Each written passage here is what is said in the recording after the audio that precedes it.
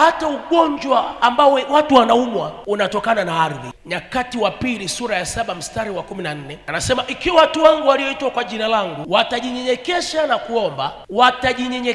kuomba na kunitafuta uso na kuziacha njia zao mbaya, basi tasikia toka mbinguni na kuwasamehe dhambi yao na kuiponya nchi yao. Sasa anaposema kuiponya nchi yao, haina maana kuiponya nchi ya Tanzania wala nchi ya Kenya. Hazungumzi nchi kama taifa, anazungumzia nchi kama soil, udongo au ardhi. Ardhi ina uwezo wa kuumwa. Lugha nyingine inatuambia kwamba Mungu atawasamehe dhambi alafu na kuponya ardhi, which means ardhi ikiwa inaumwa, maana yake na watu wanaokaa juu yake huwa wanaumwa. Ina uwezo wa kuvuta bangi ardhi. Kama ina uwezo wa kupona, maana yake ardhi ina uwezo wa kusikia. Kwa hiyo tunapozungumza kwa habari ya ardhi, tunazungumza kwa habari ya watu.